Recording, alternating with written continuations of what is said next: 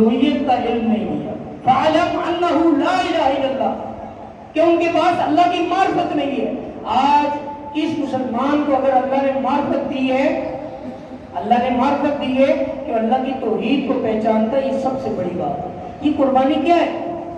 یہ قربانی انسان کو توحید سکھانے آئی تھی کہ غیر اللہ کے نظاموں کو چھوڑ کے اللہ کے نظام کی طرف آؤ. غیر اللہ کو سجدہ چھوڑ کے ایک اللہ کو سجدہ کرو. غیر اللہ کے آگے جھکنے کے بجائے ایک اللہ کے آگے جھکو. ساری دنیا کے کفر اور باطل کے آگے نہ جھکو، ایک اللہ کے آگے جھکو. یہ توحید سکھانے ابراہیم علیہ السلام آئے تھے. اور آپ پڑھیں گے سورۃ الاعراف، سورۃ الانعام، بہت ساری صورتوں میں کثرت سے انبیاء کا تسلسل سے ذکر ہے. اور ہر نبی کے ذکر کے بعد آگے کیا ہے؟ اللہ سبحانہ یا قوم اعبدوا اللہ ما لکم الہ غیرہ. اے میری قوم، ہم جو سب سے پہلے سبق تمہیں سکھانے آئے ہیں وہ سبق یہ ہے کہ کوئی الہ نہیں ہے سوائے اللہ کا. کوئی معبود نہیں ہے، کوئی کرنی بھرنے والا نہیں ہے، کوئی پیدا کرنے والا نہیں ہے، کوئی مارنے والا نہیں ہے، کوئی شفا دینے والا نہیں ہے، کوئی بیماری لگانے والا نہیں ہے، کوئی جو ڈوبتی کو تارنے والا نہیں ہے، کوئی انسان کی بگڑی ہوئی کو بنانے والا نہیں ہے، الا اللہ، سوائے اللہ کے. یہ میرا پیغام نہیں ہے، ابراہیم علیہ السلام. ابراہیم علیہ السلام کی سیرت پڑھیے، پھر محمد کریم صلی اللہ علیہ وسلم کی آفاقی سیرت پڑھیے کہ اس میں کیا تھا، ان کا کس بات پر دشمنی تھی. اچھا، عید کی نماز مکہ میں نہیں ہوئی، عید ہو ہی نہیں سکتی تھی. غیر اللہ کے نظاموں کے سائے کے نیچے عید نہیں ہو سکتی. آج مسلمان سارے طاغوت کے زیر سایہ عیدیں پڑھ رہے ہیں. امریکہ نے بھی منع نہیں کیا، یورپ نے بھی نہیں منع کیا، کہا عید پڑھو، کھلے عام پڑھو، روڈیں بلاک کر کے پڑھو، پوری دنیا میں عید پڑھو. لیکن کیا ہے، نظام کی بات نہیں کرنی اور نظام مصطفیٰ کی بات نہیں کرنی. جو نظام مصطفیٰ کی بات کرے گا، جہاد فی سبیل اللہ کی بات کرے گا، ایک رب کی توحید کی بات کرے گا، ایک سچے نظام کی بات کرے گا، مدینے کی ریاست کی بات کرے گا، جو اس کے آفاقی پہلو کو ذکر کرے گا، کہے گا اسلام دنیا کا واحد سسٹم ہے، اس کو ہم نہیں برداشت کریں گے. نماز بے شک پڑھو، پردہ کرو، تکبیرات بلند کرو، مینار بناؤ، مسجد بناؤ، عید پڑھو. لیکن ان کو پتہ ہے کہ تکبیرات، یہ تکبیریں خالی ہیں. اللہ اکبر، اللہ اکبر، ایک اللہ اکبر کا نعرہ لگتا تھا محمد مصطفیٰ کے غلاموں کا، دنیا کے اندر لرزہ طاری ہو جاتا تھا. اب پوری دنیا میں کروڑوں کہہ رہے ہیں اللہ اکبر، اللہ اکبر، لا الہ الا اللہ واللہ اکبر، اللہ اکبر وللہ الحمد. یہ بھی شرم آتی ہے مسلمان. اور لبیک لبیک کے نعرے لگ رہے ہیں ادھر ادھر، وہ شرم نہیں ہے. اور اللہ نے کیا بتایا، لبیک اللہم لبیک. اور ظالموں نے یہ بھی تبدیل کر دیا، ظالموں نے یہ بھی تبدیل کر دیا.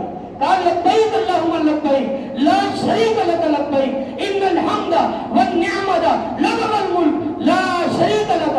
یہ ہے اللہ کے نبی کا نعرہ، یہ ہے حاجیوں کا نعرہ، کروڑوں اربوں مسلمانوں کا نعرہ کہ اللہ کے آگے حاضر ہو کے کہو اللہم لبیک، اے اللہ میں حاضر ہوں، تو میرے سامنے ہے، اللہ میں تیرے آگے گناہوں کا اعتراف کرتا ہوں. لا شریک لک لبیک، اے اللہ کوئی شریک نہیں ہے، میں حاضر ہوں. ان الحمد، سب تعریفیں تیری، والنعمت، ساری نعمتیں تیری ہے، لک والملک، بادشاہی تیری ہے. امریکہ کے پاس بادشاہی نہیں ہے، پوری دنیا کے طاغوتوں کے پاس حکمرانی نہیں ہے. حکمرانی للہ ملک السماوات والارض. اللہ یہ سمجھانا چاہتا ہے کہ دنیا کے نظام میرے ہاتھ ہیں. امریکہ سے نہ مانگو، یورپ اور روس سے نہ مانگو. دنیا میں اگر مانگنا ہے تو صرف اللہ وحدہ لا شریک سے مانگو. یہ حکمرانوں کو بھی کہا جا رہا ہے اور نیچے تک جو ہے عوام ان کو بھی کہا جا رہا ہے. یہ سبق تھا عید کا، ہم نے عید کا سبق ہی اور پڑھا دیا قوم کو. تقبل اللہ منا ومنکم صالح اعمالکم.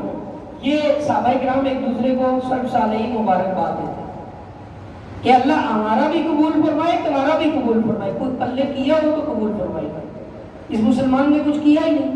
10 ذوالحجہ پورے، والفجر ولیال عشر. اللہ کہتے ہیں 10 راتوں کی قسم ہے مجھے، صبح کی قسم اور 10 راتوں کی قسم ہے. اتنا عظیم الشان یہ ایام گزرے، کرپشن نہیں چھوڑی، بے ایمانی نہیں چھوڑی، نفرت قدورت نہیں چھوڑی، ناراضوں کو راضی نہیں کیا، نمازوں کا اہتمام نہیں کیا، تکبیر اولیٰ کا اہتمام نہیں کیا، جمعے اسی طرح چھوڑتے رہے، روزے اسی طرح چھوڑتے رہے، رب کی نافرمانیاں نہیں چھوڑی. اور آج عید میں آگے کہہ رہا ہے اللہ اکبر، اللہ اکبر. اللہ کہتا ہے میں بڑا ہوتا تو تم میرے سے ڈرتا، تو میرے لیے عمل کرتا، تو نے تو لوگوں کے لیے تالیاں بجوائی ہے، لوگوں نے تالیاں بجا رہی ہے، جا ان سے لے لے۔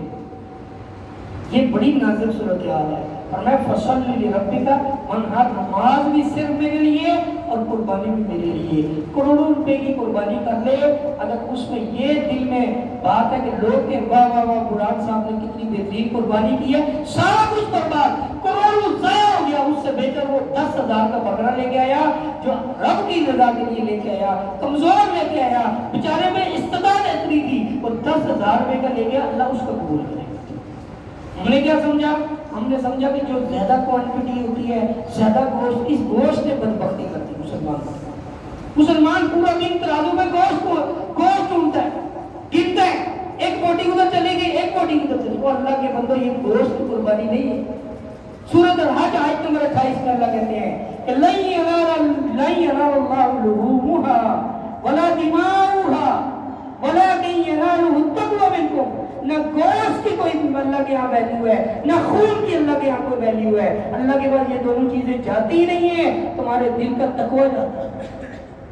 اور ہم دیکھتے ہیں کہ گوشت، مولوی صاحب اس بات میں پاؤ گوشت کام دیکھتے ہیں، مزہ نہیں آیا قربانی۔ اور اللہ کے بندو، ہم قربانی گوشت کے لیے کرتے ہی نہیں، ہم قربانی رب کی رضا کے لیے کرتے ہیں۔ ابراہیم علیہ السلام نے گوشت کی قربانی کی، جناب محمد رسول اللہ صلی اللہ علیہ وسلم نے گوشتوں کی قربانی دی۔ وہ 100 آپ صلی اللہ علیہ وسلم نے آخری عید جو پڑھی، اللہ کے نبی صلی اللہ علیہ وسلم نے 100 اونٹ نار کیے،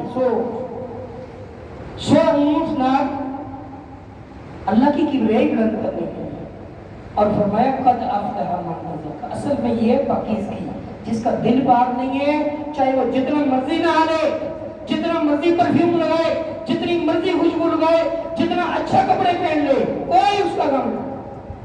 لیس العید لمن لبس الجدید واکل السرید۔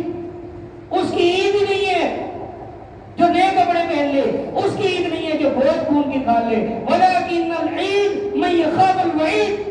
عید تو اس کی ہے جو آخرت کے دن سے ڈر گیا، جو رب کی کبریائی سے ڈر گیا، اس کی عید۔ ہم نے عید کا مفہوم بھی تبدیل کر لیا، گوشت کا مفہوم بھی تبدیل کر لیا۔ گوشت ہم دوسری ثانوی ہمارے مقاصد۔ اللہ سبحانہ وتعالیٰ نے فرمایا فَكُلُوا مِنْهَا وَأَطْعِمُوا الْقَانِعَ وَالْمُعْتَرَ۔ خود بھی کھاؤ، شرفاء کو بھی کھلاؤ، سفید پوشوں کو بھی کھلاؤ، مانگنے والوں کو بھی کھلاؤ۔ اور یہ بھی مسئلہ بتا دو، ایک گوشت میں بالکل وزن برابر کرنا، 3 حصے کرنا، یہ نبی صلی اللہ علیہ وسلم سے ثابت نہیں ہے۔ یہ تو ہم پاکستانیوں نے، بیوقوفوں نے، برے صغیر نے جتنی رسوم و رواج اسلام کے نتھی کی ہے، ایک بھی اسلام کے ساتھ نہیں ہے۔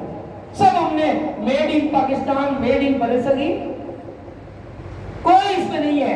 ایک بندہ سارے کا سارا دیتا تب بھی ٹھیک ہے، ایک بندہ آدھا دے دیتا ہے، آدھا رکھ لیتا تب بھی ٹھیک ہے۔ لیکن مقصد یہ ہے کہ لوگوں کے گھروں میں، لوگوں کے منہ میں بوٹی جائے، لوگوں کے پیٹ میں جائے۔ آج اس کا پڑوسی بھوکا نہ رہے، وہ گوشت کے لیے ترسنے والے سال سال وہ گوشت کی بوٹی نہیں چکھ سکتے، آج ان کے گھر میں بوٹی جائے۔ وہ مانگنے والے تو لے لیتے ہیں، وہ شریف النفس بندہ، وہ سفید پوش، وہ کوٹ ویس کوٹ، وہ سفید کپڑے پہننے والا، وہ اپنے گھر رکھنے والا، وہ اپنی گاڑی رکھنے والا، شاید اس نے قربانی نہ کی ہو، وہ مانگ نہیں سکتا، وہ ہاتھ نہیں پھیلا سکتا، اس کے گھر کے اندر تحفہ کے طور پر بھیج۔ فَكُلُوا مِنْهَا، اللہ کہتے ہیں سب سے پہلے خود کھاؤ، وَالْقَانِعَ، وہ جو مانگتے نہیں ہے، وَالْمُعْتَرَ، جو مانگتے ہیں۔ کتنا سادہ اسلوب ہے قرآن۔ وَآتِمُوا الْبَائِسَ الْفَقِيرَ، دوسری جگہ کہا کہ خود بھی کھاؤ اور جو ضرورت مند مانگنے والے ان کو بھی کھلاؤ۔ یہ ہے قربانی۔ اور قربانی اصل میں ہے کہ قربانی قربا یتقربو، اس کا مطلب ہوتا ہے اللہ کے قریب ہو جانا۔ آخری بات سمجھا کے بات ختم ہو۔ قربانی کا مطلب ہے کہ اللہ کے لیے چھوڑ دینا، اللہ کے لیے وقت کر دینا، اللہ کے قریب ہونے کے لیے کوئی نیک عمل کرنا، اس کا مطلب ہے قربانی۔ ایک بندہ بے ایمانی نہیں چھوڑ رہا، ایک بندہ کرپشن نہیں چھوڑ رہا، ایک بندہ چغلی غیبت نہیں چھوڑ رہا، جھوٹ فراڈ نہیں چھوڑ رہا، اس کی کیا قربانی ہے؟ اصل میں شریعت تو یہ چاہتی ہے۔ اب 10 دن میں اس نے بال بھی چھوڑے رہے، 10 دن کے اندر اس نے جناب ناخن بھی چھوڑے رہے، کس نے کہا